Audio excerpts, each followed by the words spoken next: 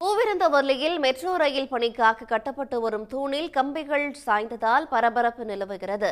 விவரங்களோடு இணைகிறார் செய்தியாளர் பரத். பரத், கம்பிகள் சாய்ந்தது எப்படி, என்ன நடவடிக்கை மேற்கொள்ளப்பட்டிருக்கு?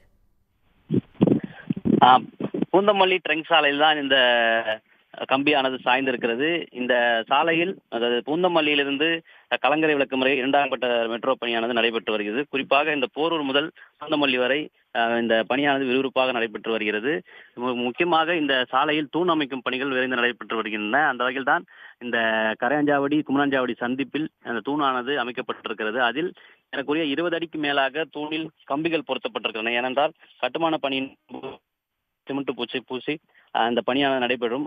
அப்படி பார்க்கும்போது இந்த பணியானது கம்பிகள் கட்டப்பட்டிருக்கிறது. ஏறக்குறைய 2-3 மாதமாக அந்த கம்பிகள் கட்டப்பட்டு பணிகள் நடைபெறாததால் அந்த கம்பி பாரம் தாங்காமல் இன்று சாய்ந்திருக்கிறது. உடனுக்குடன் செய்திகளை தெரிந்து கொள்ள சன் நியூஸ் பெல் ஐகானை கிளிக் பண்ணுங்க.